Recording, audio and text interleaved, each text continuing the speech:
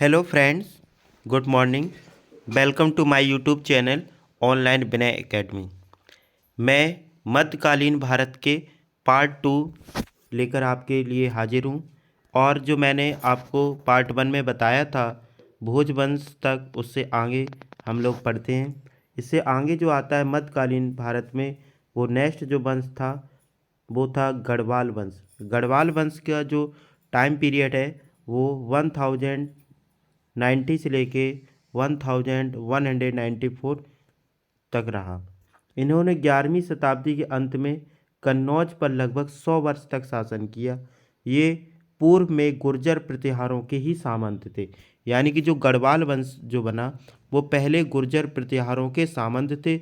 बाद में जब गुर्जर प्रतिहार वंश खत्म हो गया तो ये इन्होंने कन्नौज पर अधिकार कर लिया और लगभग 100 वर्ष तक इन्होंने उस पर शासन किया।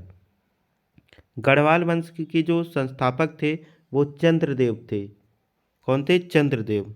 चंद्रदेव ने गढ़वाल वंश की स्थापना की। इन्होंने दिल्ली के प्रतिहारों एवं राष्ट्रकूटों दोनों का विलय अपने राज्य में किया था।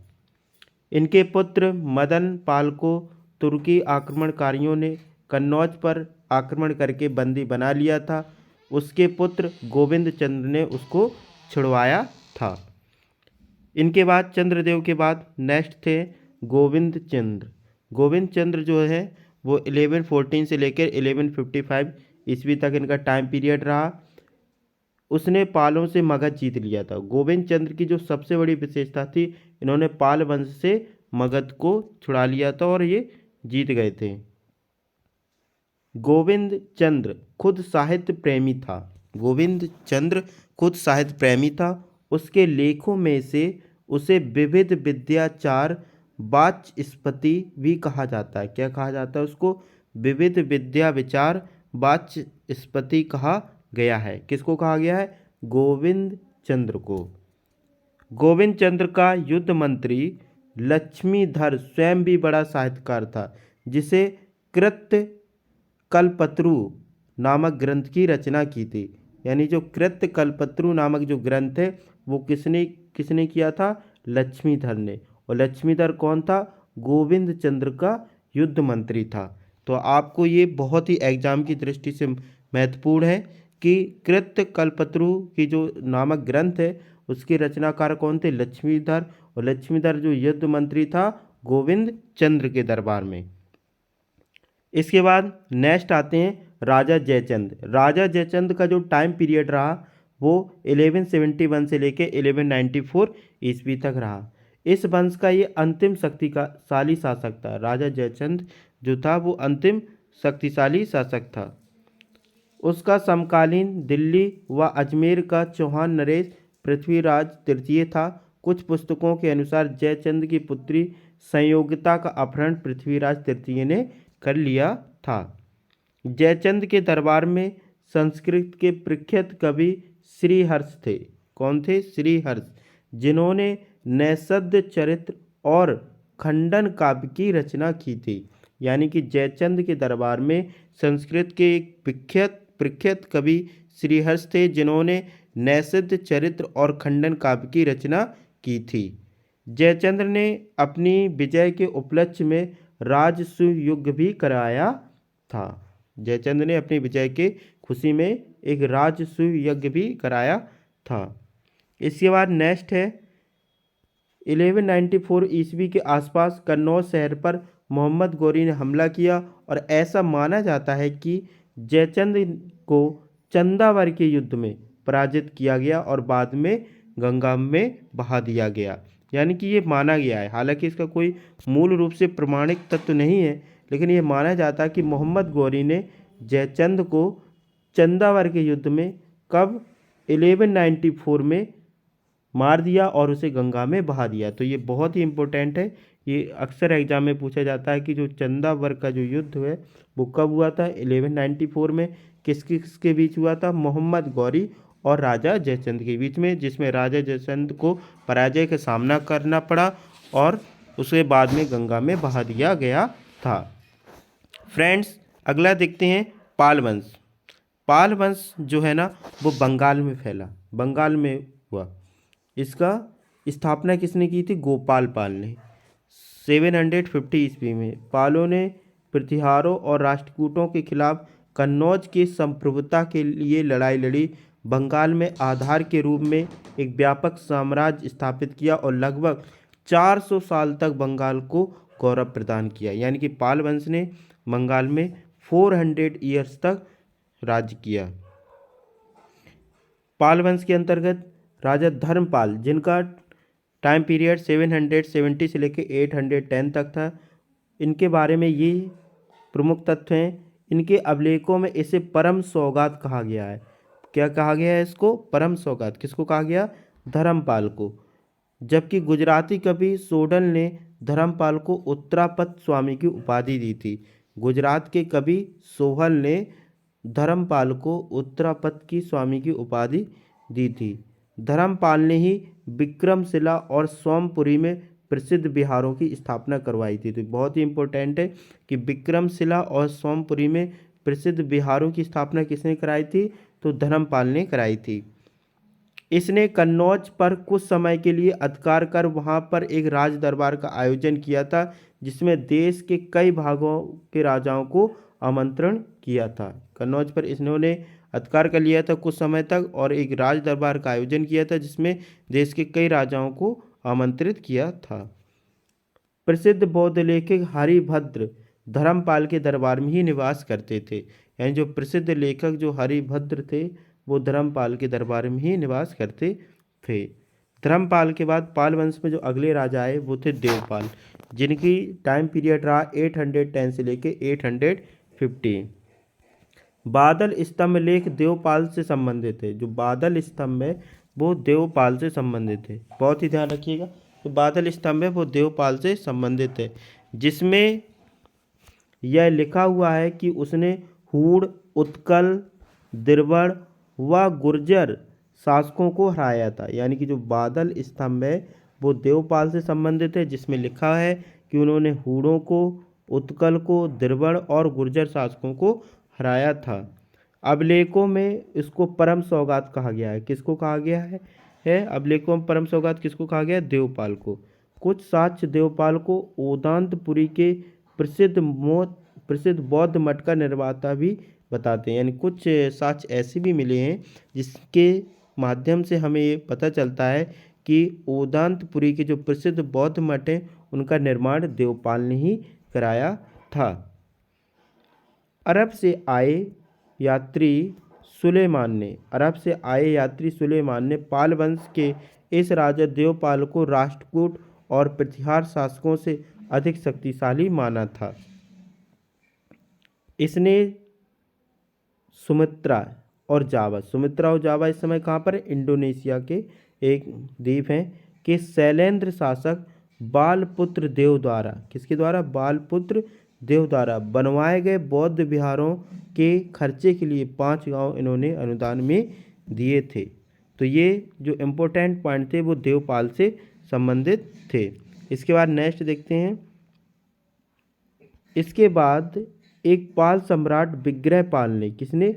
विग्रहपाल ने अपने पुत्र नारायण पाल के पक्ष में सिंहासन छोड़कर संन्यास ग्रहण कर लिया था। नारायण पाल का झुकाव भी अपने पिता की तरह शैव धर्म पर था और उसने शिव के सम्मान में 1000 शैव मंदिर का भी निर्माण करवाया था। यानी कि ये क्वेश्चन आ सकता है कि 1000 शैव मंदिरों का निर्माण किसने करवाया था? तो किसने कराया था? नारायण पाल ने। किसने कराया था? नारायण पाल ने। पाल वंश में अगले जो राजा हुए वो थे महीपाल प्रथम। महीपाल प्रथम का जो टाइम पीरियड रहा वो है 988 से लेके 1030 ईस्वी। इसे पाल वंश का दूसरा संस्थापक कहा जाता है, यानी second founder of Pal dynasty. इसी के काल में राजेंद्र चोल ने, जो राष्ट्रकूट राजा राजेंद्र चोल ने बंगाल पर आक्रमण किया था और इसने उसको पराजित किया था। किसने किया था? महीपाल ने। महीपाल ने राजेंद्र चोल को पराजित किया था जब राजेंद्र चोल ने बंगाल पर आक्रमण किया था। महीपाल ने बौद्ध भिक्षु और विद्वान अथिस एक बहुत ही प्रसिद्ध बौद्ध भिक्षु और विद्वान हुए अतिश के नेतृत्व में तिब्बत में एक धर्म प्रचारक मंडल भी भेजा था। महिपाल ने बौद्ध भिक्षु और विद्वान अतिश के नेतृत्व में तिब्बत में एक धर्म प्रचारक मंडल भेजा था। दाएं भाग के लेखक जीमूतवाहन पालों के दरबार से ही संबंधित हैं। याद रखिए, जीमूतवाहन जो थे, जीमूतवाहन वो दाएं भाग के लेखक थे। किसके लेखक थे? दाएं भाग पुस्तक के लेखक थे, और वो किसमें? पाल वंश के दरबारों से ही संबंधित थे। पाल वंश में जो आखिरी राजा हुए वो थे रामपाल। याद रखिए, पाल वंश के जो पहले राजा कौन था? गोपाल पाल थे। और जो पाल वंश में जो अंतिम शासक हुए रामपाल हुए। रामपाल के शासनकाल में कैवर्तों यानी मछुआरों ने विद्रोह किया था। कैवर्तों मछुआरों को बोलते हैं, उन्होंने विद्रोह हुआ था।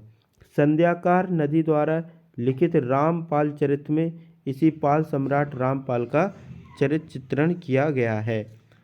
संध्याकार नंदी एक कवि थे जिन्होंने पुस्तक थी रामपाल चरित्र, और उन्होंने पाल सम्राट रामपाल का चरित्र चित्रण इसी पुस्तक में किया था।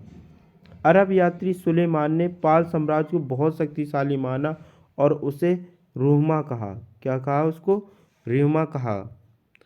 पालों ने बौद्ध धर्म के विकास और तांत्रिक संप्रदाय के गठन अर्थात वज्रयान संप्रदाय में योगदान दिया। पालों ने बौद्ध धर्म और तांत्रिक संप्रदाय के गठन अर्थात वज्रयान संप्रदाय में अत्यधिक योगदान दिया था। कांस्य कला में पाल सर्वश्रेष्ठ थे। जो कांस्य कला थी उसमें सबसे ज़्यादा श्रेष्ठ थे, ये लोग सर्वश्रेष्ठ थे। इसके बाद नेक्स्ट देखते हैं सैन वंश। बंगाल में हुआ सैन वंश। सैन वंश की स्थापना सामंत सैन ने की थी। सैन वंश की स्थापना किसने थी? सामंत सैन ने। सैनों की राजधानी थी गौंड, फिर लखनौती हुई। पहले गौंड थी, फिर उन्होंने लखनौती बनाई। बंगाल में पाल वंश के समाप्ति के साथ ही सैन वंश का उदय हुआ। यह वंश बिहार से लेकर बंगाल तक फैला हुआ था। सैन वंश में जो प्रथम शासक हुए वो विजय सैन हुए। विजय सैन 1095 से लेकर 1158 तक इनका टाइम पीरियड रहा। देवपाड़ा प्रशस्ति लेख में, कहाँ पर? देवपाड़ा प्रशस्ति लेख में विजय सैन की विजयों का उल्लेख किया गया है।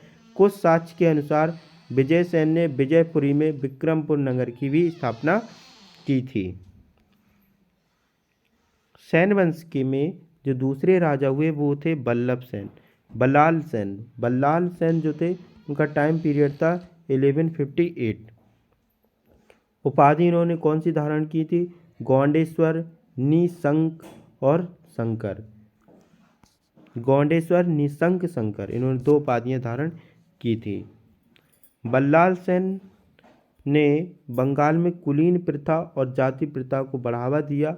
बंगाल में एक प्रमुख सामाजिक आंदोलन कुलीनवाद को इसी ने प्रारंभ करवाया था। बल्लाल सेन बहुत ही साहित्य प्रेमी था। उसने दान सागर नामक ग्रंथ की रचना की थी। किस ग्रंथ की रचना की थी? दान सागर नामक। और उसने एक अपूर्ण ग्रंथ अभ्युदय सागर भी लिखा था। अभ्युदित सागर भी उन्होंने लिखा था बल्लाल सेन ने। किसने लिखा था? बल्लाल सेन ने। बल्लाल सेन के बाद लक्ष्मण सेन हुए। लक्ष्मण सेन इसने राजधानी गोंड के स्थान पर लक्ष्मणवती जिसे लखनौती की स्थापना की और इसे अपनी राजधानी बनाया। 1202 ईस्वी में मोहम्मद बिन बख्तियार खिलजी ने उसकी राजधानी लखनौती पर आक्रमण करके उस पर अधिकार कर लिया था। जो मोहम्मद बिन बख्तियार खिलजी ने 1202 ईस्वी में उसकी जो राजधानी लखनौती था उस पर आक्रमण कर उस पर अपने अधिकार में ले लिया था। यह साहित्यकारों को संरक्षण देने वाले थे। उसकी राजसभा में गीत गोविंद के लेखक जयदेव, बहुत ही फेमस है गीत गोविंद के लेखक जयदेव, एवं ब्राह्मण सर्वोच्च के लेखक हलायुध रहते थे। दो बहुत ही प्रसिद्ध लेखक रहते थे, गीत गोविंद के रचनाकार जयदेव तथा ब्राह्मण सर्वस्व के लेखक हलायुध इन्हीं के दरबार में थे। किनके दरबार में थे? लक्ष्मण सेन के दरबार में थे। याद रखिएगा, किसके दरबार में थे? लक्ष्मण सेन के दरबार में थे। इसके बाद देखते हैं दक्षिण भारत में। दक्षिण भारत में उस समय कौन कौन से वंश हुए। दक्षिण भारत में सबसे पहले हुए पल्लव वंश।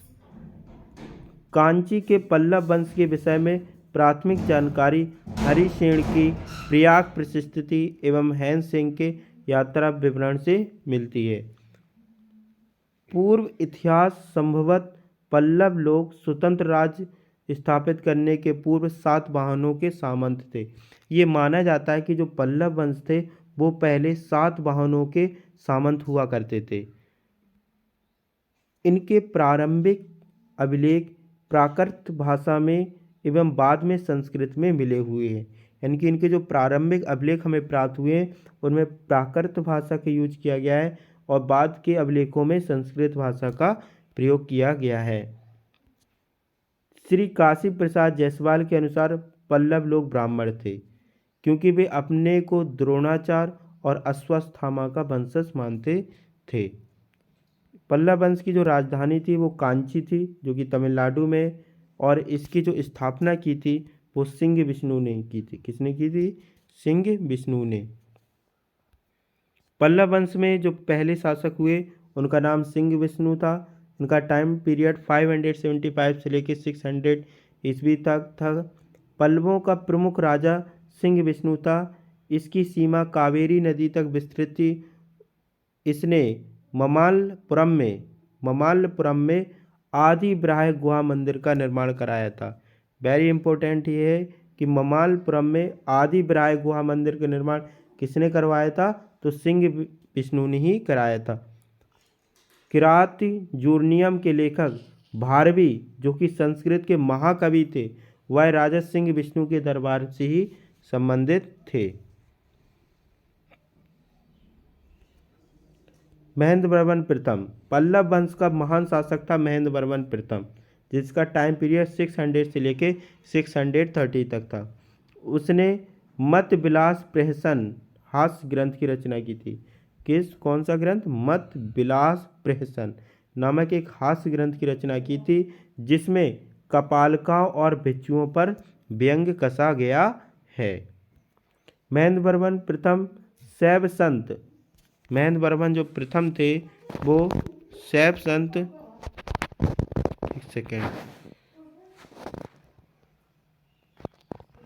एक सेकेंड हाँ सॉरी, चलिए स्टार्ट। उसने शैव संत अप्यार के प्रभाव से जैन धर्म का परित्याग कर शैव धर्म ग्रहण कर लिया था। पहले ये जैन धर्म को फॉलो करते थे महेंद्र वर्मन प्रथम, बाद में इन्होंने शैव धर्म को ग्रहण कर लिया था। और वो शैव संत कौन थे? अप्यार, जो कि दक्षिण भारत में थे। इसके समय से ही पल्लव चालुक्य संघर्ष प्रारंभ हुआ था। महेंद्र वर्मन प्रथम की टाइम पीरियड से पल्लव और चालुक्यों के बीच लड़ाई शुरू हुई थी। इसके बाद पल्लव वंश में आते नरसिंह वर्मन प्रथम, जिनका टाइम पीरियड 630 से लेके 668 तक था। यह अपने वंश का सर्वाधिक शक्तिशाली राजा था। इसकी उपाधि महामल्ल और ममाल्य थी। इसने पतापी जीतने के उपलक्ष्य में पताबी कोंडा की उपाधि धारण की थी। यानी नरसिंह वर्मन ने जब पताबी को जीत लिया तो पतापी कोंडा की उपाधि धारण की थी। नरसिंह वर्मन प्रथम के शासनकाल में 641 ईस्वी में चीनी यात्री हेन सिंह कांची आया था। उसने कांची के राजा की प्रशंसा की और पल्लव प्रदेशों को रत्नों का राज्य बताया था। जो प्रसिद्ध यात्री हेन सिंह जो हर्षवर्धन के समय उत्तर भारत में था, वही नरसिंह वर्मन के टाइम पीरियड में कांची आया था और कांची की बहुत ज़्यादा उसने अपनी प्रशंसा की और ये बताया कि पल्लव प्रदेश को रत्नों का राज्य बताया था। नरसिंह वर्मन प्रथम ने ही महाबलीपुरम नामक नगर की स्थापना की थी। वेरी इंपॉर्टेंट है ये कि महाबलीपुरम नगर की स्थापना किसने की थी? नरसिंह वर्मन प्रथम ने। और उस नगर में कई मंदिर बनवाए थे। महाबलीपुरम में कई मंदिर बनाए थे जिनमें से धर्मराज मंदिर सर्वाधिक प्रसिद्ध है। इसने द्रविड़ शैली के जिस रूप का आरंभ किया उसे उसके नाम पर ममाल्य शैली कहा गया। नरसिंह देव बर्मन का सबसे वेरी इंपॉर्टेंट पॉइंट ये है कि इन्होंने महाबलीपुरम नामक नगर की स्थापना की और उस नगर में कई मंदिर बनवाए, जिसमें धर्मराज मंदिर सर्वाधिक प्रसिद्ध है। और इसने द्रविड़ शैली के जिस रूप का आरंभ किया उसे उसके नाम पर ममाल्य शैली कहा जाता है। नरसिंह देव बर्मन प्रथम ने ही संपूर्ण श्रीलंका को जीत लिया था। यानी कि जो वर्तमान में हम लोग जो श्रीलंका देख रहे हैं, नरसिंह देव बर्मन ने उस पर संपूर्ण श्रीलंका पर अपना अधिकार कर लिया था। नरसिंह बर्मन द्वितीय, जिनका टाइम पीरियड 695 से लेके 720 ईस्वी तक रहा। नरसिंह बर्मन द्वितीय का जो काल शांति के काल था, इसलिए इसके समय में स्थापित कला का भरपूर विकास हुआ। कांची का कैलाशनाथ मंदिर तथा ऐरातेश्वर का विशाल मंदिर इसी के द्वारा बनवाए गए थे। सबसे मोस्ट इम्पोर्टेंट पॉइंट ये है नरसिंह बर्मन द्वितीय के कि इन्होंने कांची का कैलाशनाथ मंदिर तथा ऐरातेश्वर का विशाल मंदिर नरसिंह बर्मन द्वितीय ने ही बनवाए थे। ये बहुत ही महत्वपूर्ण उपलब्धि थी नरसिंह बर्मन द्वितीय की। नरसिंह बर्मन द्वितीय ने एक दूत मंडल चीन भी भेजा था। उसने कांची में एक संस्कृत महाविद्यालय की स्थापना भी करवाई थी। इसके बाद नरसिंह बर्मन द्वितीय के बाद जो राजा हुए उनका नाम था नंदी बर्मन द्वितीय, जिनका टाइम पीरियड 730 से लेके 795 ईस्वी तक था। नंदी बर्मन द्वितीय वैष्णव मतानुयायी था, यानी कि भगवान विष्णु को बहुत बड़ा उपासक था। उसने कला और साहित्य को पर्याप्त प्रोत्साहन दिया, यानी कि कला और साहित्य को सबसे ज़्यादा उसने प्रोत्साहन दिया।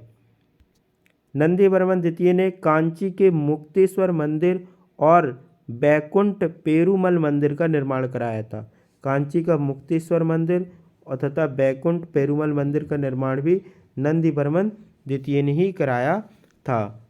अपराजित पल्लव वंश का अंतिम महत्वपूर्ण शासक था, यानी कि जो पल्लव वंश का अंतिम शासक था वो कौन था? अपराजित पल्लव वंश का महत्वपूर्ण अंतिम शासक था। पल्लव वंश की कला और स्थापित के बारे में जानकारी प्राप्त करते हैं और जानते हैं कि इनकी क्या जानकारी थी। पल्लव काल अपने कला एवं स्थापित के लिए पूरे विश्व में प्रसिद्ध था। पल्लव वास्तुकला ही दक्षिण की द्रविड़ शैली कला का आधार बनी। प्रमुख कलाविद पर्सी ब्राउन ने पल्लव वास्तुकला के विकास की शैलियों को 4 भागों में विभाजित किया है। यानी कि प्रसिद्ध जो कलाविद पर्सी ब्राउन ने जो पल्लव वास्तुकला था उसको 4 शैलियों में विभाजित किया। पहला, महेंद्र बर्मन शैली। इसके अंदर कठोर पाषाण को काटकर गुहा मंदिरों का निर्माण कराया, जिन्हें मंडप कहा जाता था। यानी कि महेंद्र बर्मन शैली में क्या होता था कि बड़े बड़े पत्थरों को काटकर गुफा मंदिरों का निर्माण कराया जाता था। इसको महेंद्र बर्मन शैली कहते हैं। दूसरी है ममल्य शैली। ममल शैली का विकास नरसिंह बर्मन प्रथम ने कराया था। इसके अंतर्गत 2 प्रकार के स्मारक बने, एक तो मंडप तथा दूसरा एकसम मंदिर, जिन्हें रथ मंदिर कहा गया। इसके तौर पर इसका उदाहरण हम महाबलीपुर के रथ मंदिरों से देख सकते हैं। महाबलीपुरम के सप्त रथ मंदिर का निर्माण नरसिंह बर्मन प्रथम के द्वारा ही कराया गया था। रथ मंदिरों में धर्मराज रथ, अर्जुन रथ, भीम रथ, नकुल रथ, सहदेव रथ तथा द्रौपदी रथ प्रमुख थे। सबसे बड़ा धर्मराज रथ तथा सबसे छोटा द्रौपदी रथ है। इनको सप्त पैगोडा भी कहा जाता है। महाबलीपुर के जो रथ मंदिर हैं इनको सप्त पैगोडा भी कहा जाता है। और ये बहुत ही ध्यान रखिएगा कि नरसिंह बर्मन प्रथम ने ही महाबलीपुर मंदिर के रथ मंदिरों का निर्माण कराया था। राज सिंह शैली। इस शैली के अंतर्गत गुहा मंदिरों के स्थान पर इमारती मंदिरों का निर्माण कराया गया। प्रसिद्ध वास्तुकला कलाकार पर्सी ब्राउन के अनुसार जो तीसरी शैली थी दक्षिण भारत में वो राज सिंह शैली थी। इस शैली के अंतर्गत क्या किया जाता था कि जो गुफा में जो मंदिर बनाए जाते थे उनके स्थान पर न बनाकर बड़ी बड़ी इमारती मंदिरों का निर्माण कराया गया। सौर मंदिर इस शैली का प्रथम उदाहरण है। जो दक्षिण भारत में सौर मंदिर है वो इस शैली का प्रथम उदाहरण है। कांची का कैलाश मंदिर और बैकुंठ पेरुमल मंदिर भी इसी शैली के उदाहरण हैं। कांची के कैलाश मंदिर का निर्माण नरसिंह द्वितीय के समय प्रारंभ हुआ और उसके उत्तराधिकारी महेंद्र वर्मन द्वितीय के समय इसकी रचना पूरी हुई थी। यानी कि अगर ये पूछा जाए कि कांची के कैलाश मंदिर का निर्माण तो नरसिंह द्वितीय ने कराया था, लेकिन इस पूरा कब हुआ था? महेंद्र वर्मन द्वितीय के टाइम पर। बैकुंठ पेरुमल मंदिर का निर्माण परमेश्वर द्वितीय के समय में हुआ। यह भगवान विष्णु का एक प्रसिद्ध मंदिर है। बैकुंठ पेरुमल मंदिर का निर्माण परमेश्वर द्वितीय के समय हुआ था और ये भगवान विष्णु का एक प्रसिद्ध मंदिर है। इसके बाद जो चौथी शैली थी दक्षिण भारत में वो थी नंदी बर्मन शैली। यह शैली बहुत अधिक क्षेत्र में विस्तृत नहीं हो पाई। इस शैली के अपेक्षाकृत छोटे मंदिरों में निर्माण किया है। ये दक्षिण भारत में सबसे कम मिलती है नंदी बर्मन शैली।